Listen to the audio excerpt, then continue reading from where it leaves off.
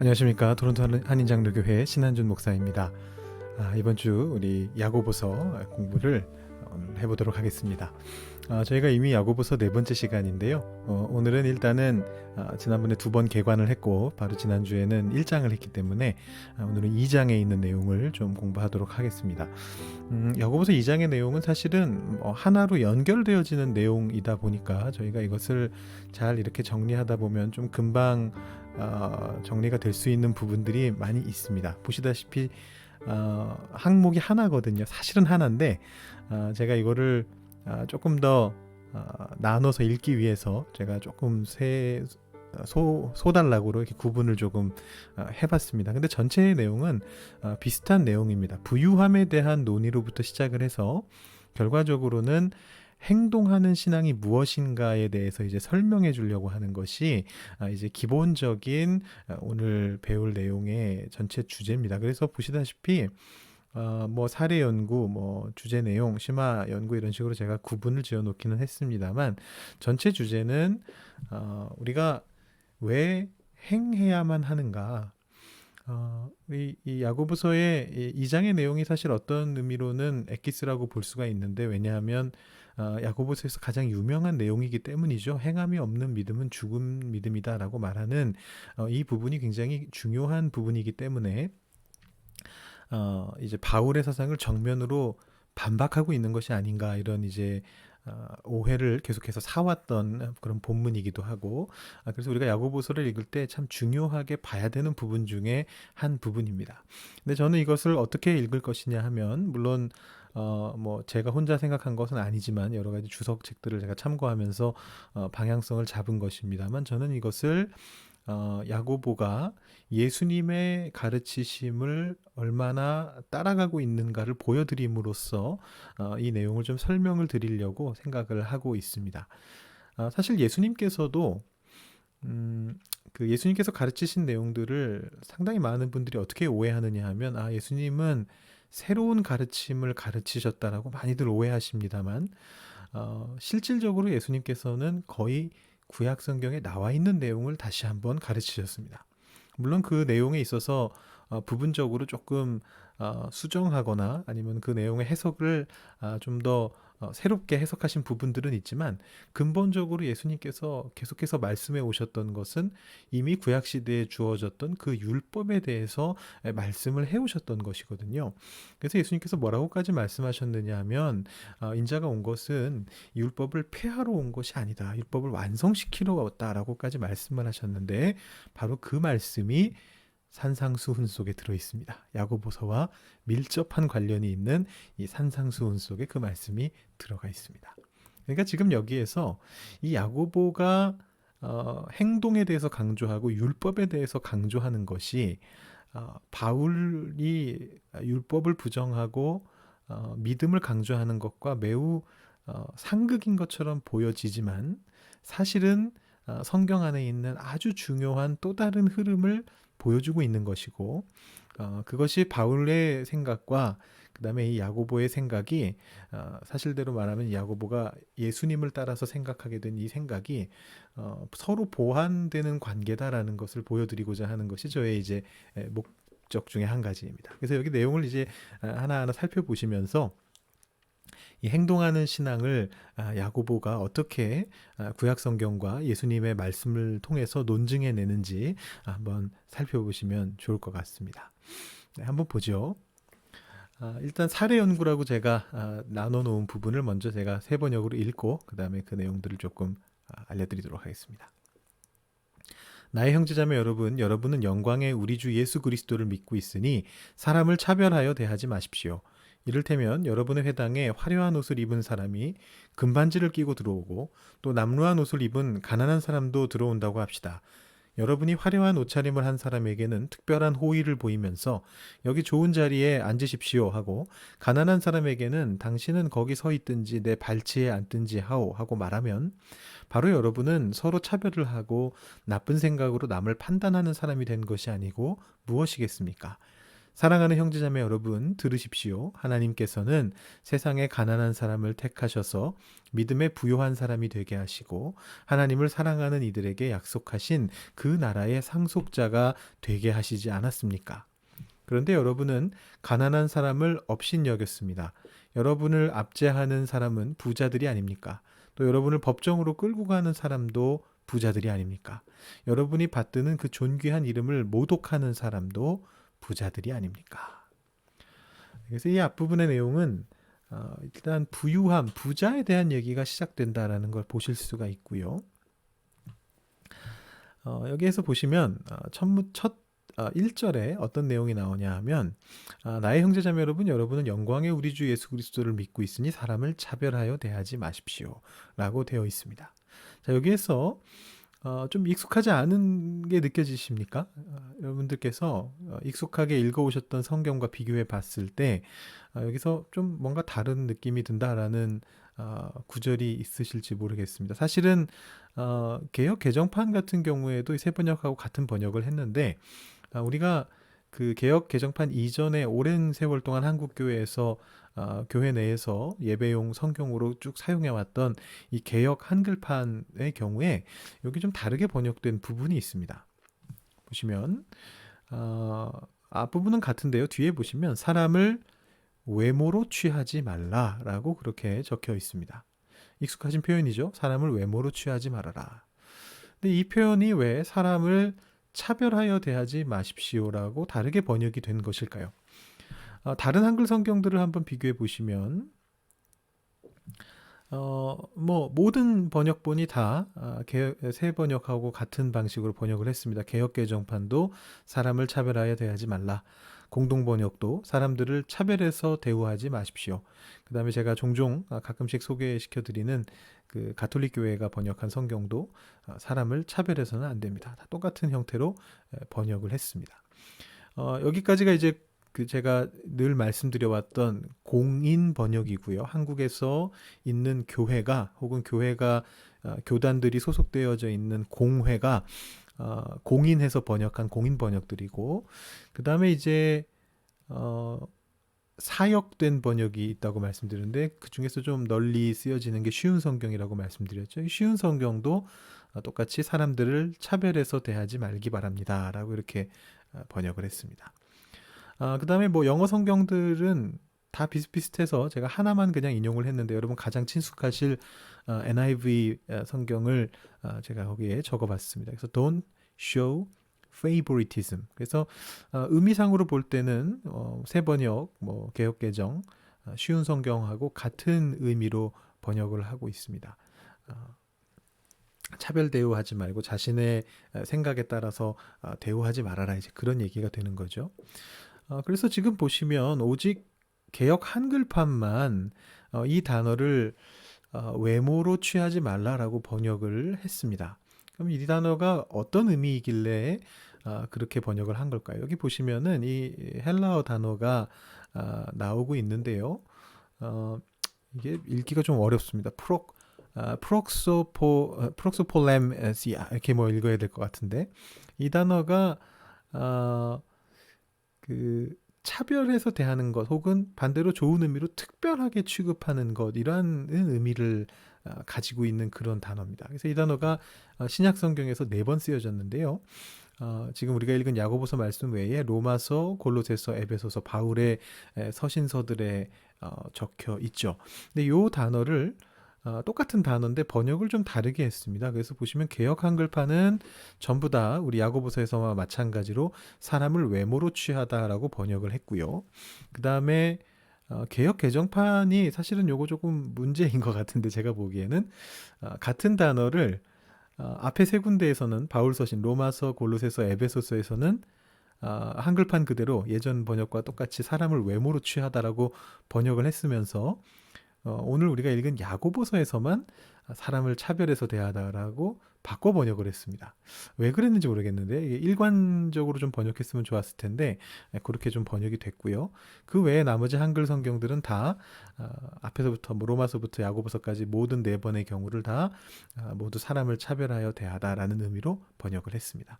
그래서 이제 다른 번역본들하고 한글판은 개역 한글판은 어쨌든 일관성이 있는데 저희가 지금 사용하고 있는 개역 개정판의 경우에는 요거를 이렇게 다르게 번역했다라는 것이고요. 그래서 사실은 제가 생각하기에는 어느 한쪽으로 통일해서 번역했으면 더 좋았었겠다라는 생각이 듭니다. 그러면 이 단어가 헬라어 단어의 외모로 취하다라는 의미는 일단 없는 것 같아요. 그냥 특별 대우를 하는 것 혹은 반대로 차별 대우를 하는 것을 이야기하는 단어인데 왜 개역 한글판과 그 다음에 개역 개정판의 세 군데에서는 이 단어를 사람을 외모로 취하다라고 번역을 했는가? 그것은 이제 이 단어가 구약에서부터 온 단어이기 때문에 그렇습니다. 이제 구약 성경은 사실은 헬라어로 쓰여진 성경이 아니고 히브리어로 이제 쓰여진 성경이죠.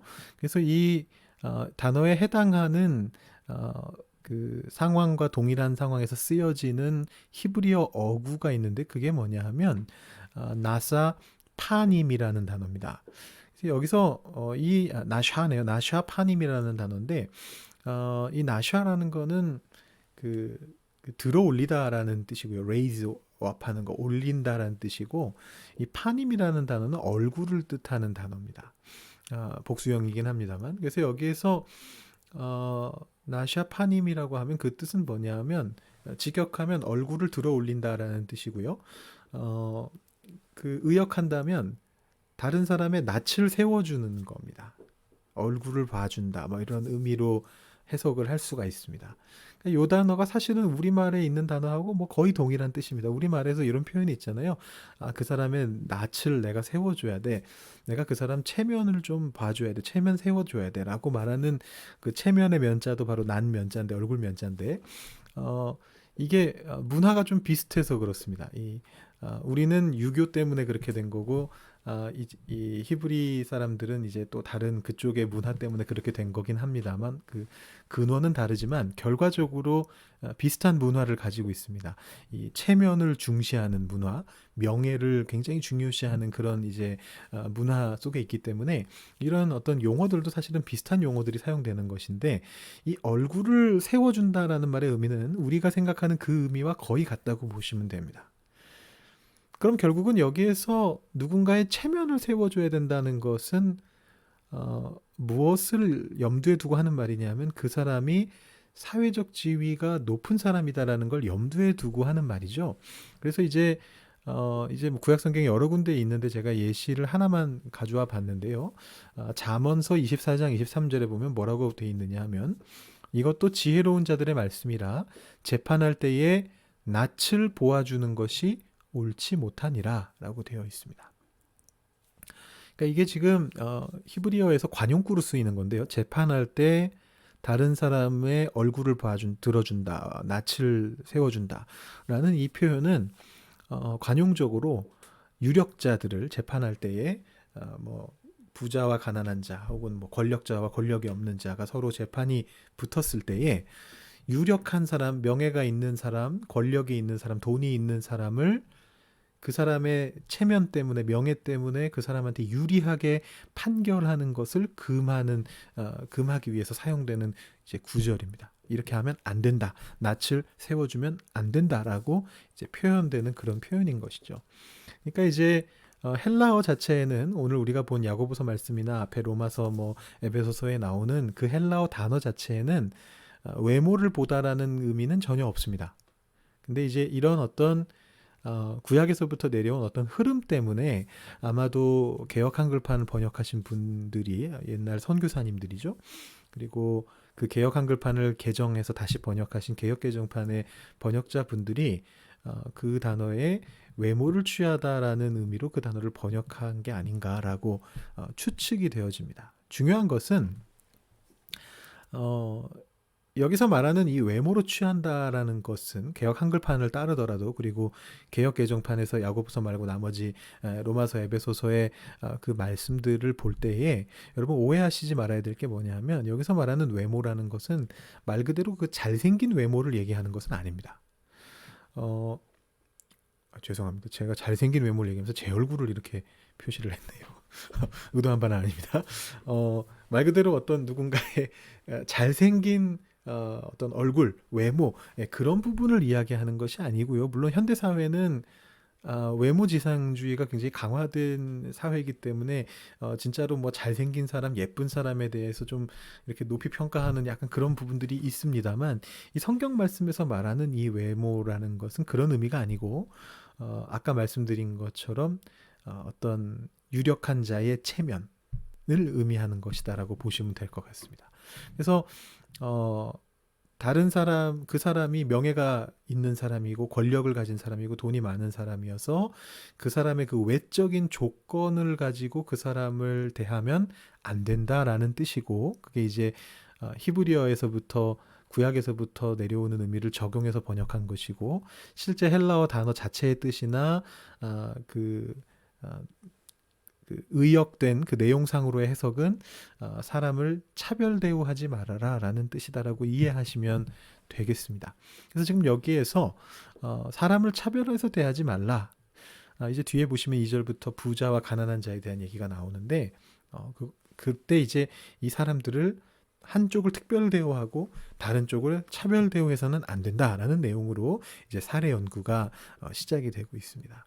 1절에서 하나 더 봐야 될 것은요, 영광의 우리 주 예수 그리스도라는 표현입니다. 일단 이 표현이 신약 성경에 자주 나오는 표현은 아니고, 그 다음에 그 야고보서에서도 예수 그리스도, 우리 주 예수 그리스도라는 표현이 1장 1절하고 2장 1절로 이 두 군데밖에 나오지 않기 때문에 사실 신학적으로도 좀 중요한 표현이긴 한데, 이게 좀 해석이 조금 애매한 부분은 있습니다. 원어가 좀 특이하게 적혀 있어서. 근데 이제 제가 여러분들께 그거를 뭐 소개하고 설명해 드릴 필요까지는 없을 것 같고요. 전체 내용의 맥락에선 큰 지장이 없기 때문에. 다만 여기에서 제가 여러분들께 말씀드리고 싶은 것은 뭐냐 하면, 이 영광의 그리스도를 믿고 있다라는 표현이 여기 왜 나왔을까라는 것입니다. 이유는 굉장히 간단한데요. 지금 이 영광과 차별이 대조되고 있는 거지 않습니까? 만약에 이게 그냥 일반적인 표현이었다면 굳이 그 연결시킬 필요가 없는 말이고, 그냥 내가 당연히 관용적으로 말하듯이 우리 주님을 믿고 있으니까라고 말하려고 한 거라면 영광이란 말이 굳이 들어갈 필요는 없었을 겁니다. 근데 여기 지금 영광이라는 말이 굳이 들어간 것은 그 뒤의 내용, 사람을 차별하여 대하지 말라와 이 영광이라는 것이 대조되고 있다고 느꼈기 때문이겠죠.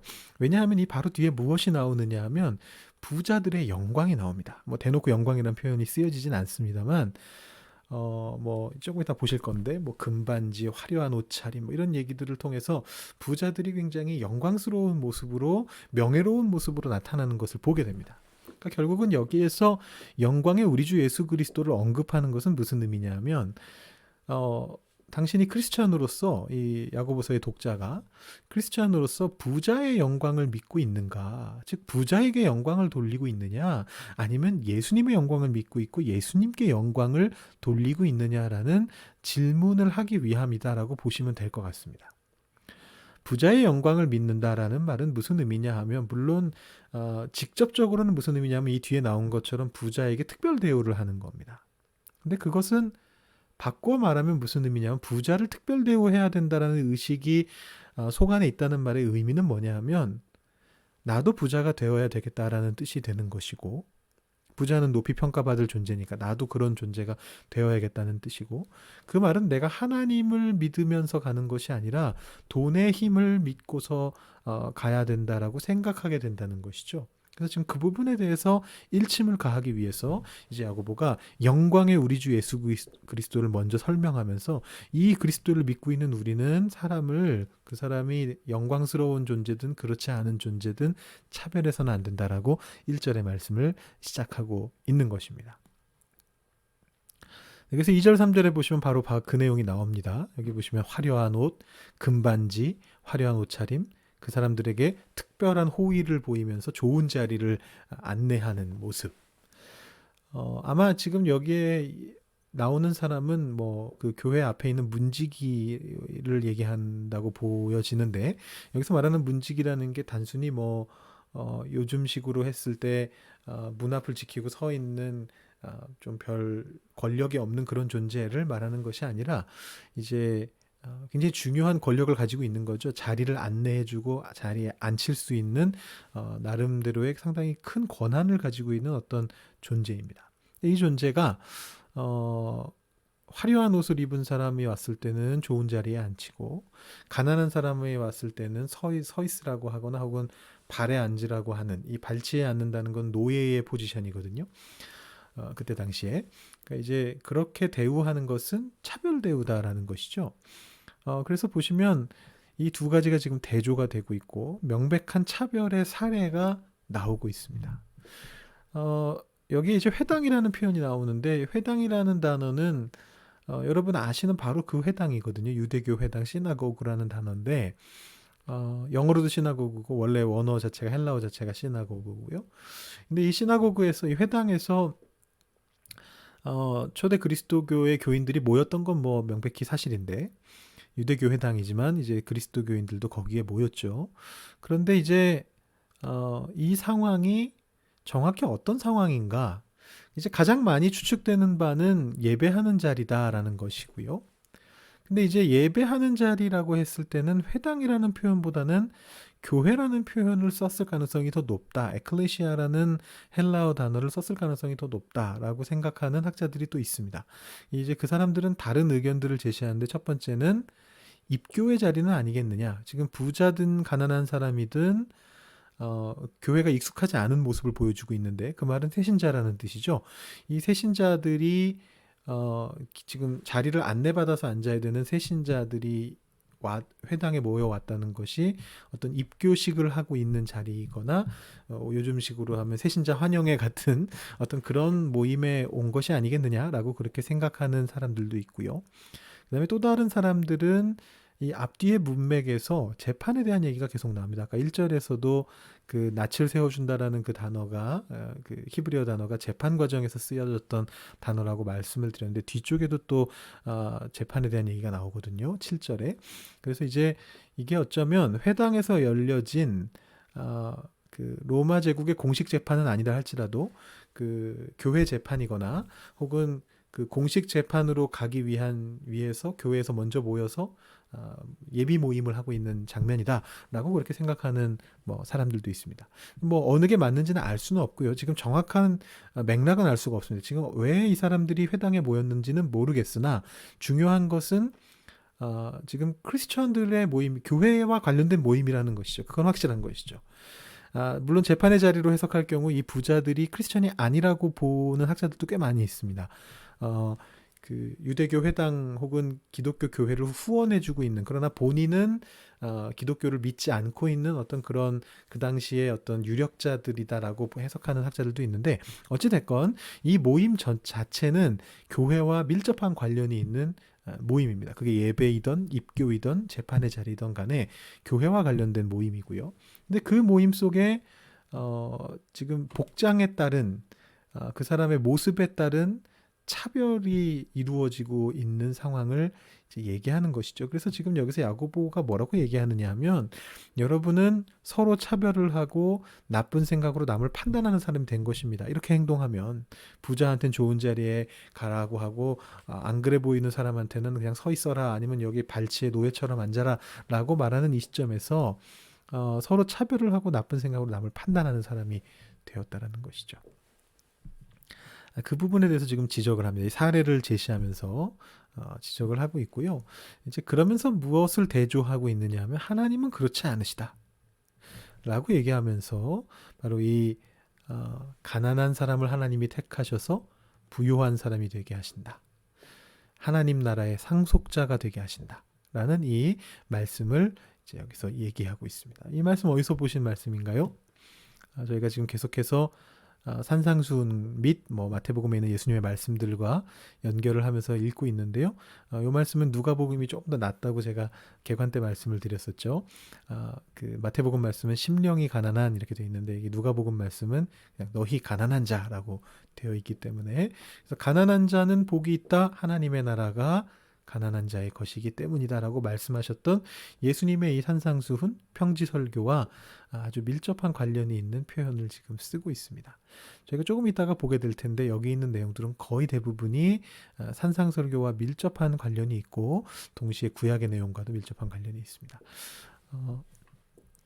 이 내용을 보여줍니다. 하나님은 그렇게 하지 않으신다. 부자들이 잘 될 거라고 얘기하지 않으신다.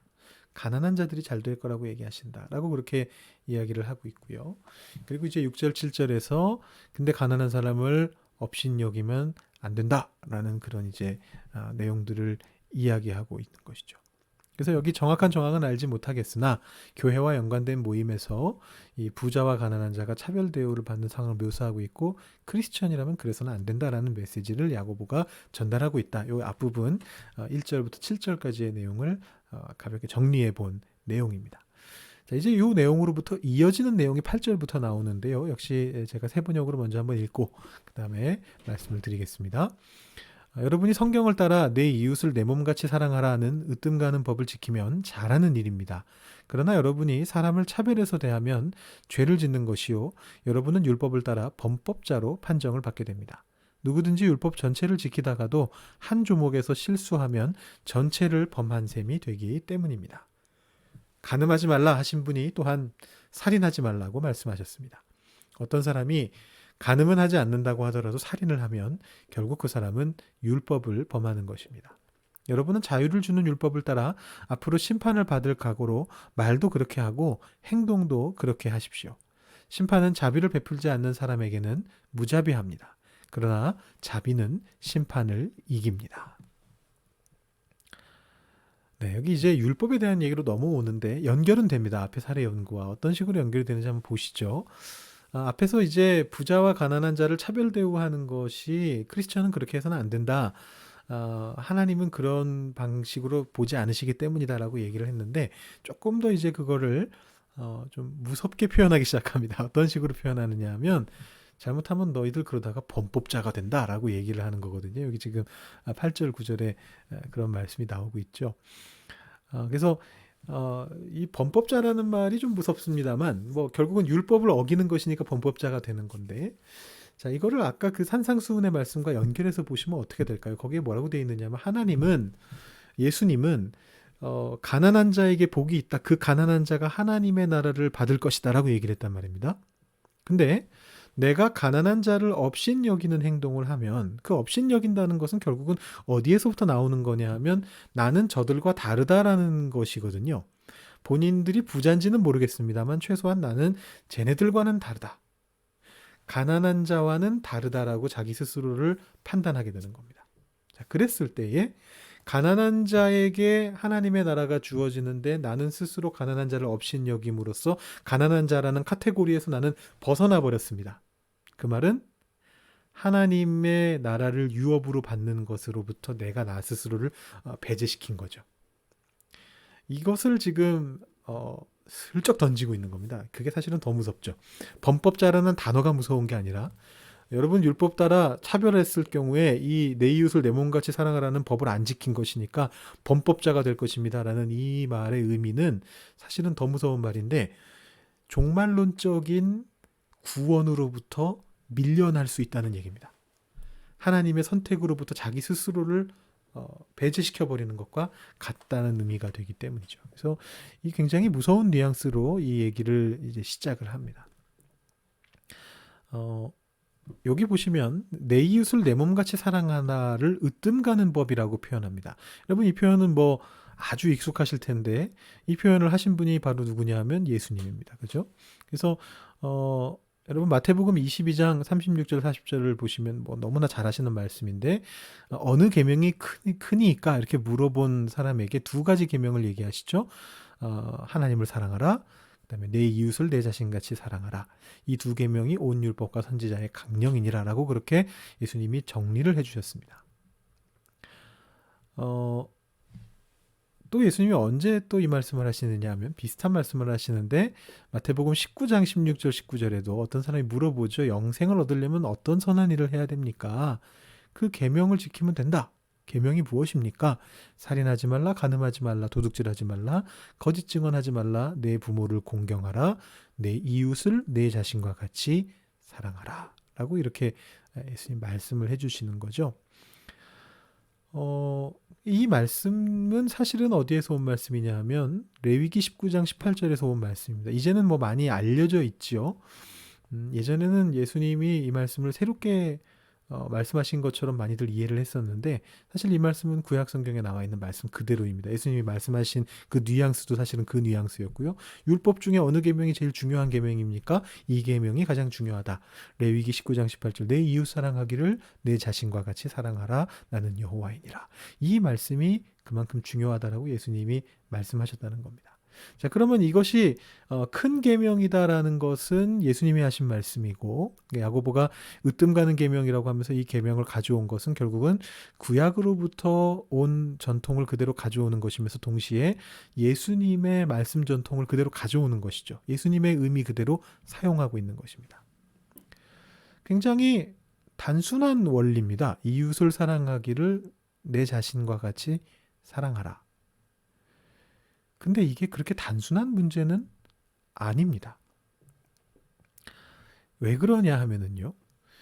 내 이웃을 내 몸같이 사랑하라라는 법이 최고의 법, 으뜸 가는 법이니까 결론적으로 말했을 때 이 법만 지키면 되겠네요. 많은 분들이 이렇게 생각을 하세요. 예수님이 율법을 잘 정리해 주셨잖아요. 그 정리가 뭐냐면 하나님 사랑, 이웃 사랑이에요. 자, 그러니까 이게 율법의 가장 큰 의미이고 그러니까 우리는 하나님 사랑, 이웃 사랑만 하면 돼. 나머지 율법은 폐해졌어. 레위기에 있는 복잡하고 어지러운 율법들은 우리가 지키지 않아도 돼. 무슨 새를 먹으면 안 되고 뭘 어떻게 하면 안 되고 굽이 갈라진 건 어떻고 부터 시작해가지고 거기에 적혀있는 많은 율법들은 이제 신약 시대에는 의미가 없고 상실되어진 것이고 이 두 법만 지키면 된다라고 이렇게 많은 분들이 생각을 하게 된다는 겁니다. 그게 틀린 게 아니라는 게 더 중요합니다. 그렇게 생각을 하시게 되고요. 그 사실이 틀리지는 않았습니다. 이 법이 최고이기 때문에 이 법만 지키면 됩니다. 그런데 이 법의 의미가 무엇냐라는 것입니다. 이 법의 의미가 무엇냐. 이 법만 중요하다면 이 법만 중요한 건 맞는데 이 법을 설명하기 위해서 왜 다른 법들을 설명하는 걸까요? 왜냐하면 레위기도 그렇고 모세오경도 그렇고 예수님도 그렇고 야고보조차도 이 법을 설명하기 위해서 다른 법들을 끌어옵니다. 이제 지금부터 보시게 될 겁니다. 한번 보시죠. 우리가 아까 봤던 마태복음 19장 말씀입니다. 어느 계명이 영생을 얻는 계명입니까? 라고 예수님께 물어봤을 때 예수님이 뭐라고 대답하셨느냐 하면 내 이웃을 내 자신과 같이 사랑하라 하나만 말씀하신 게 아니고요. 살인하지 말라, 간음하지 말라, 도둑질하지 말라, 거짓 증언하지 말라, 내 부모를 공경하라를 같이 말씀하셨습니다. 여러분 이게 뭐냐 하면 바로 10계명의 뒷부분에 있는 계명들이죠. 앞에 세 개를 빼고 있는 나머지 대부분의 계명이 여기 지금 들어가 있습니다.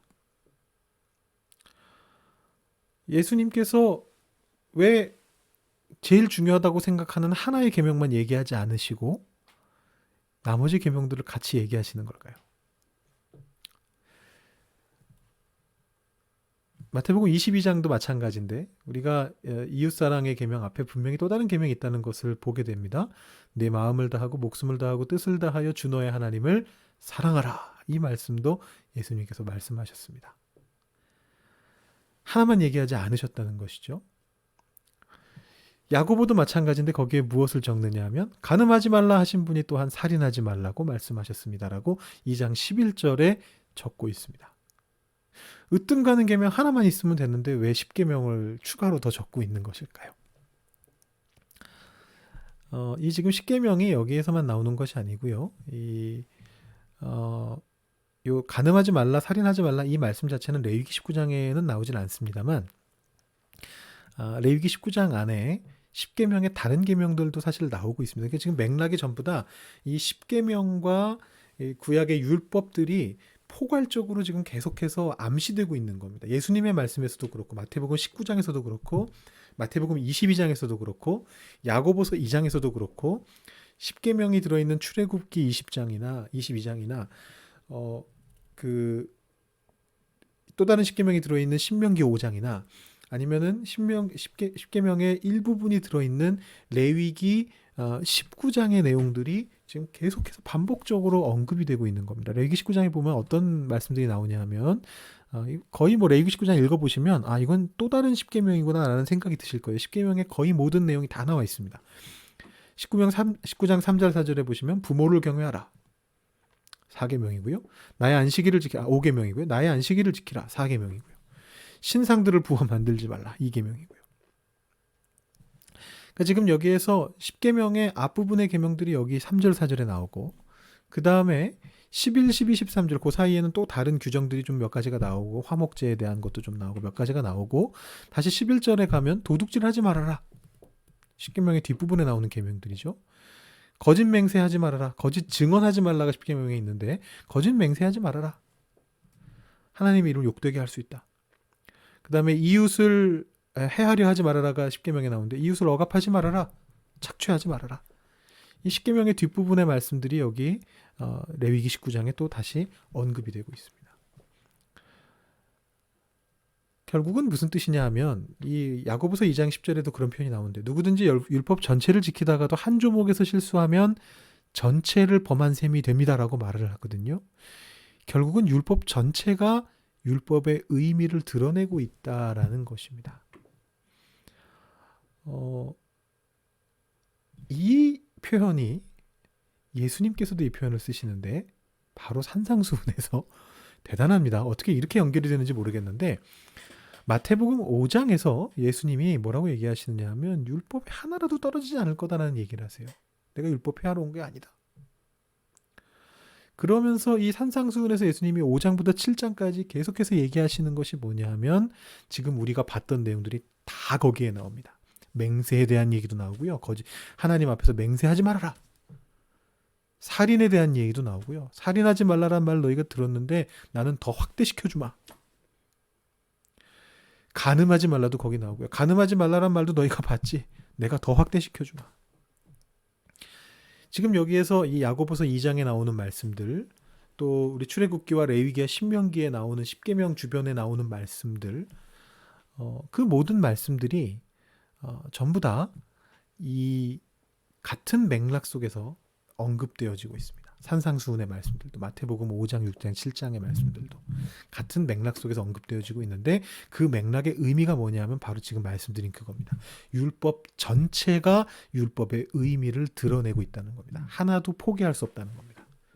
그 모든 것이 의미가 있다는 것이죠.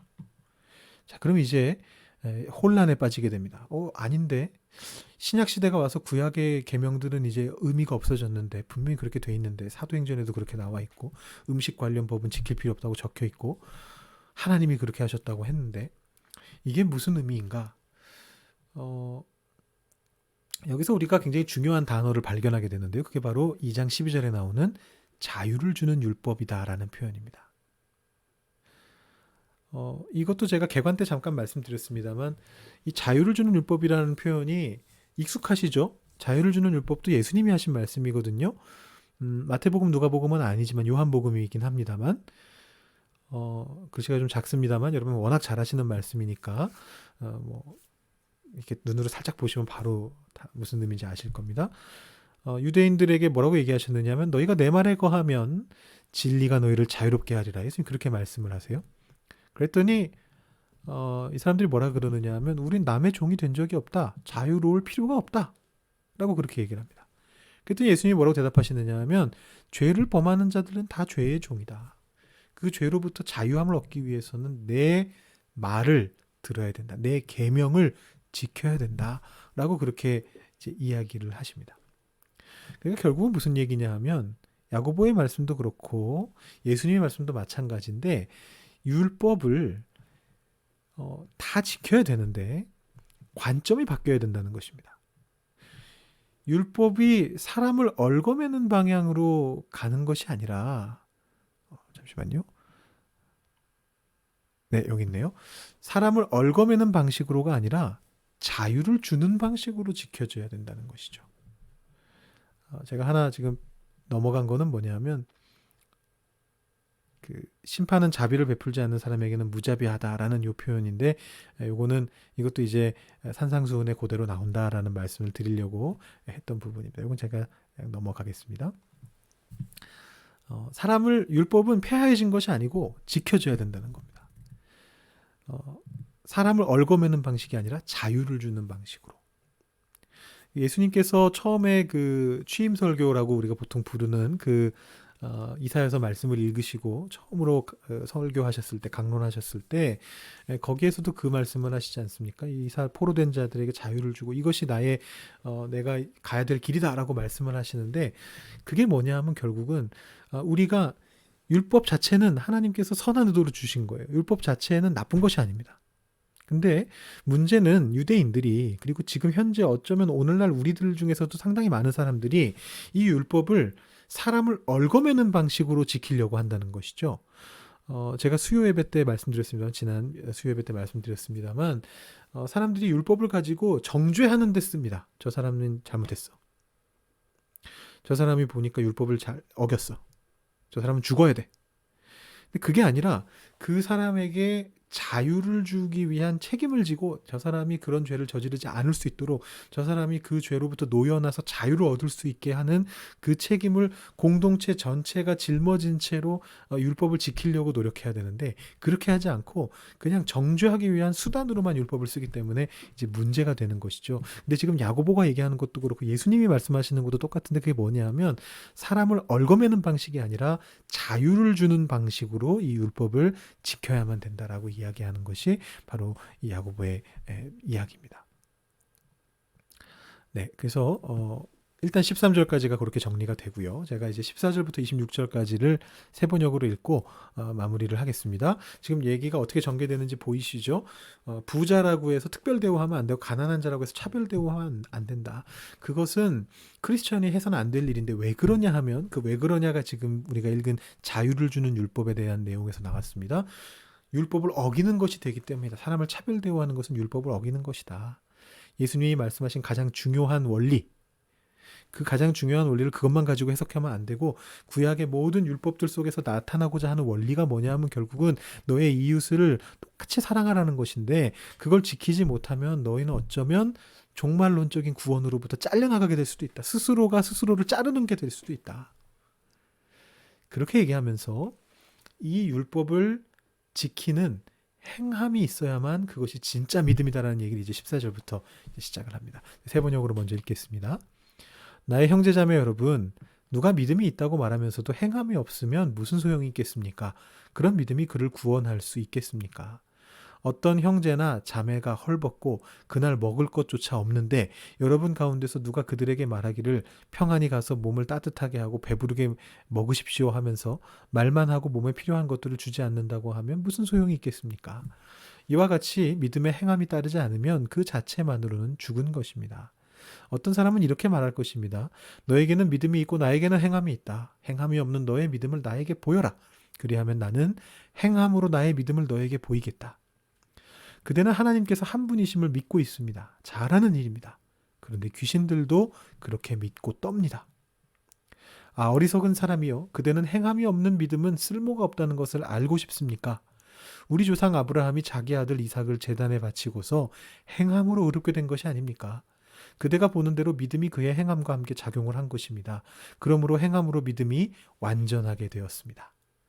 그래서 아브라함이 하나님을 믿으니 하나님께서 그것을 아브라함의 의로움으로 여기셨다고 한 성경 말씀이 이루어졌고, 또 사람들이 그를 하나님의 벗이라고 불렀습니다.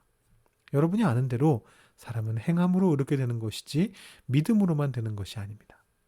창녀 라합도 정탐꾼들을 접대하여 다른 길로 내보내서 행함으로 의롭게 된 것이 아닙니까? 영혼이 없는 몸이 죽은 것 같이 행함이 없는 믿음은 죽은 것입니다. 아멘. 그래서 여기서 지금 심화 연구로 들어갑니다. 지금까지 얘기했던 것, 율법은 행해야 된다, 율법은 지켜져야 된다라는 얘기를 했습니다.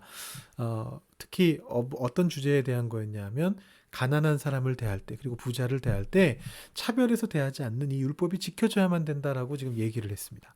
그것을 이제 어느 방향으로 끌고 가느냐 하면 믿음이라는 개념 안에서 다시 한번 정리합니다. 분명히 그런 사람도 있을 겁니다. 지금 정리를 잘 해왔습니다. 이 사람이 논증을 잘 해왔죠. 예수님의 산상수훈을 따라서 그리고 율법을 뭐 레위기나 이제 신명기와 출애굽기에 나오는 그 율법들을 따라서 잘 정리해 왔습니다. 근데 분명히 어떤 사람들은 이런 얘기를 할 거라는 겁니다. 율법 폐해진 거 아닙니까? 율법을 왜 꼭 지켜야만 됩니까? 여기까지 얘기했는데도 그런 말을 할 사람이 있습니다. 그 사람들을 위해서 얘기하는 겁니다. 크리스천에게 제일 중요한 건 믿음이잖아. 믿음에도 행함이 필요하다. 라는 얘기를 이제 시작하려는 것이죠. 그래서 19절로 조금 건너뛰어서 보시면 이 믿음이라는 것을 정리하기 위해서 이 야고보가 가지고 오는 게 뭐냐 하면 하나님께서 한 분이심을 믿는 것입니다. 여러분 이거 굉장히 중요한 믿음이죠. 하나님이 한 분이심을 믿는 것. 아주 중요한 믿음입니다. 근데 지금 야고보가 이 믿음을 긍정적으로 소개하고 있느냐 하면 그렇지 않습니다. 물론 여기 잘하는 일이다라고 얘기하고 있는데요. 이 잘하고는 일이다라는 게 지금 비꼬는 건지 정말 칭찬인지 약간 애매하게 적혀 있습니다. 그렇죠? 하나님이 한 분이심을 믿고 있죠. 잘하는 일입니다. 근데 귀신들도 그렇게 믿고 떱니다. 라고 얘기를 합니다. 하나님이 한 분이심을 믿는 것 아주 중요한 믿음인데 그 믿음은 우리를 구원할 수 없다는 겁니다. 자, 지금 조금 애매한 표현인데요. 끝까지 다 이제 설명을 들으시고 이제 이해를 하셔야 됩니다. 제가 지금 얘기한 거를 딱 잘라가지고 생각하시면 안 됩니다. 신한준 목사가 하나님이 한 분이신 걸 믿는 믿음만 가지고는 부족하다 그랬다. 이렇게 또 얘기를 하시면 곤란해집니다. 자, 근데 일단은 그렇게 한번 정리해 봅시다. 지금 그렇게 표현되고 있습니다. 왜냐하면 귀신들도 하나님이 한 분이심을 믿거든요. 그럼 귀신들도 구원받을 수 있나요? 여러분 이 장면은 사실은 예수님이 일으키셨던 기적들을 우리한테 연상시킵니다. 그죠? 예수님이 귀신들한테 나가라고 했을 때 귀신들이 그랬습니다. 우리는 당신이 누군지 압니다. 하나님의 거룩하신 자 아닙니까? 다 알고 있었습니다. 예수님이 그거에 대해서 꾸짖고 그냥 내보내셨어요. 그 귀신들이 구원을 받았냔 말이죠. 그렇지 않습니다. 그래서 지금 여기서 사실은 이 하나님께서 한 분이시다라는 이 표현이 유대인들이 가장 소중하게 생각하는 신명기 6장 4절 말씀을 가져온 겁니다. 이스라엘아 들으라 우리 하나님 여호와는 오직 유일한 여호와시니 이게 그 유대인들이 가장 소중하게 생각하는 계명이고 말씀이거든요. 그걸 가져와서 뭐라고 얘기하느냐 하면 귀신들도 믿지만 귀신들도 이 믿음 가지고는 구원받지 못해요. 라고 얘기하는 겁니다.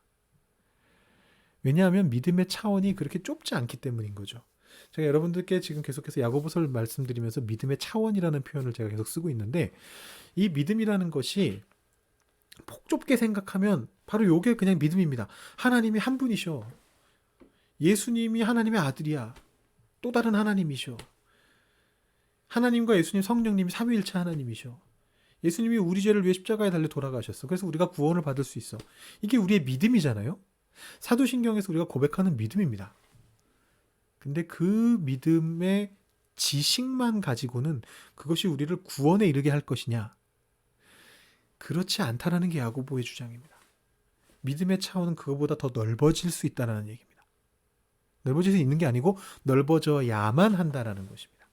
사실은 여기 6장 4절이 굉장히 중요한 신명기 6장 4절이 굉장히 중요한 말씀인데 이 말씀 뒤에 나오는 것이 너희는 마음을 다하고 뜻을 다하고 힘을 다하여 주 너의 하나님을 사랑하라 그 말씀이잖아요. 그 말씀이 바로 뭐냐면 아까 예수님께서 얘기하셨던 크고 첫째 가는 계명입니다.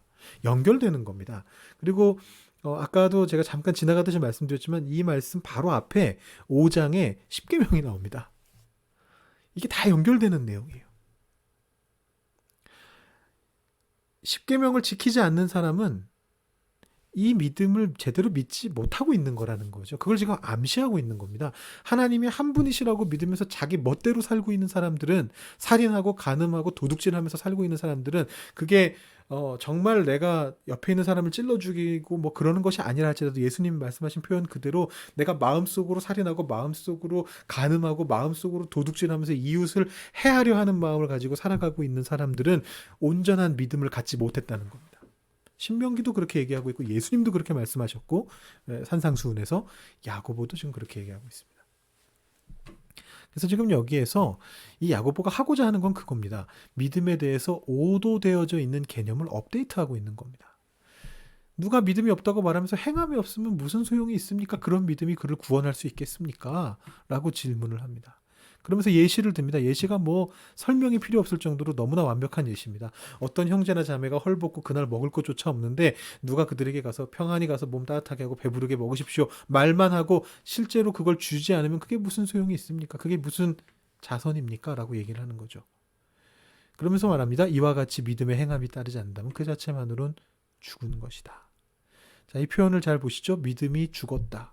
죽었다는 건 없다는 뜻이죠. 그러니까 믿음이 지금 죽은 믿음이라는 말은 죽은 믿음이나마 있다라는 얘기가 아니고 행함이 없는 믿음은 믿음이 아니다라고 얘기하는 겁니다.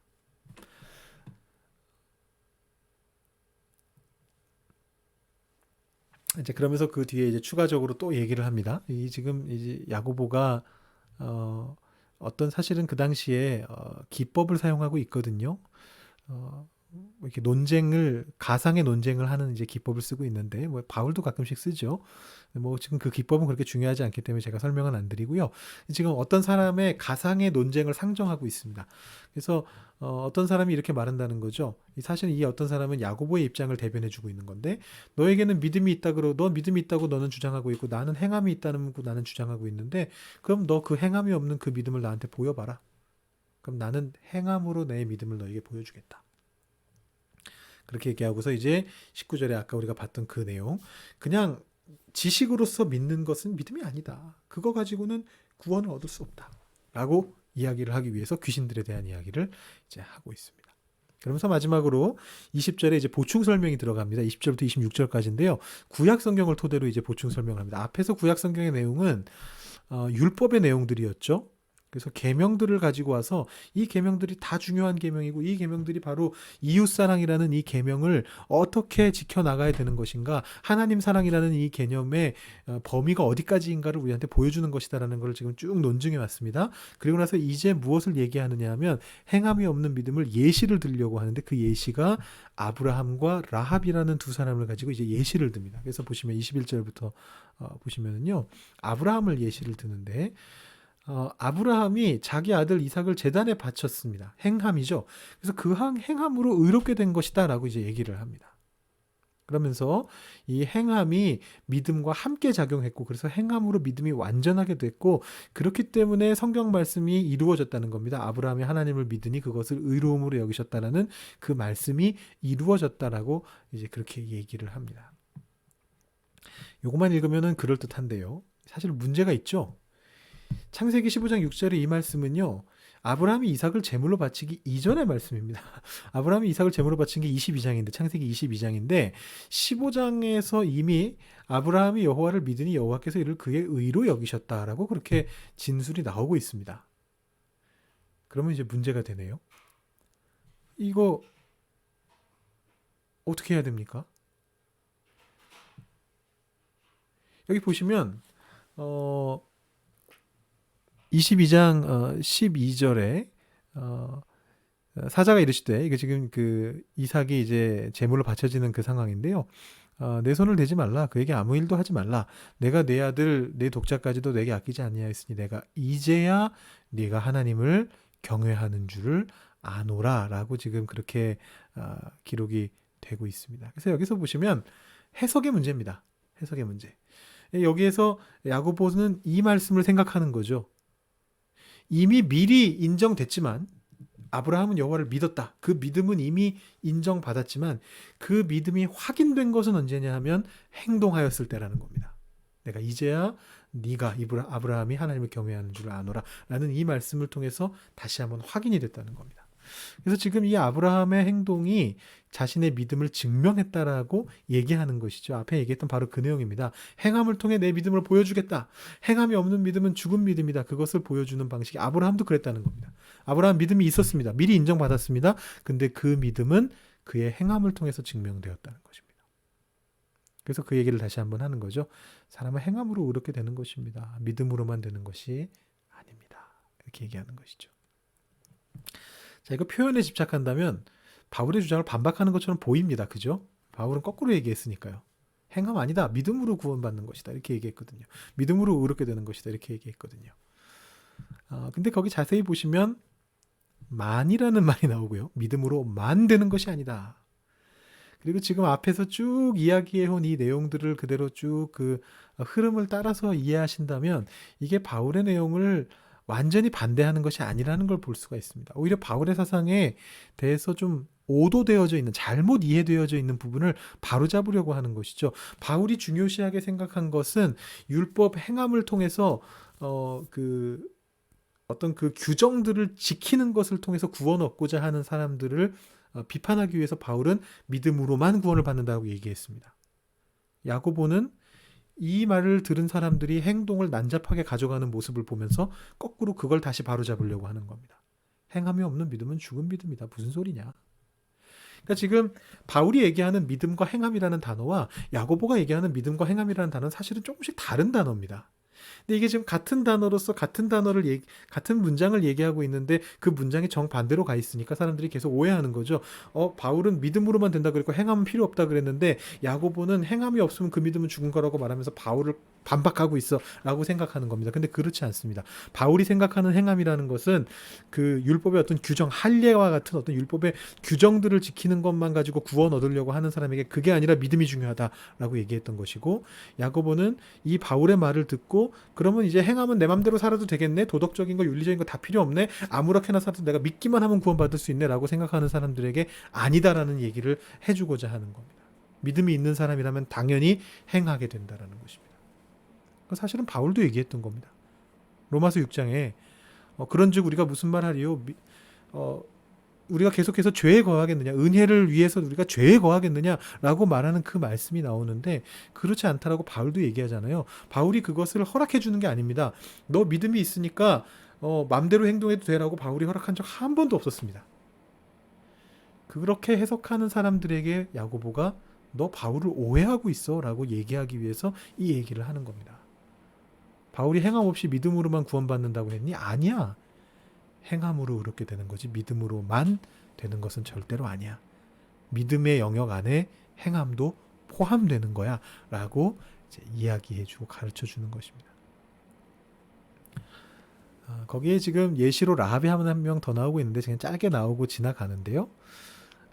이 아브라함과 라합을 왜 예시로 들었는가? 이 아브라함과 라합의 공통점은 본인들도 한때는 하나님과 멀었던 존재라는 겁니다. 여러분, 아브라함을 우리가 믿음의 조상이라고 말하는 이유가 뭐냐 하면, 그래서 믿음의 조상이라는 표현 때문에 아브라함이 처음부터 믿음의 사람이었다는 생각을, 인식을 갖게 되기 쉽지만 이 사람이 믿음의 조상으로 불리는 이유는 믿지 않다가 믿었기 때문입니다. 최초로 믿은 사람이기 때문입니다. 그래서 이 아브라함 자신은 원래 안 믿던 사람이었는데, 갈대아 우르에 있을 때는 안 믿던 사람이었는데 이 사람이 하나님을 믿게 된 계종자죠. 라합도 마찬가지로 원래는 하나님을 믿지 않고 있었던 가나안의 백성이었는데 하나님을 믿게 된 계종자입니다. 그래서 원래는 하나님과 멀었으나 그들의 행함을 통해서 그들이 하나님을 믿고 있다는 것을 보여준 존재들이 바로 아브라함과 라합입니다.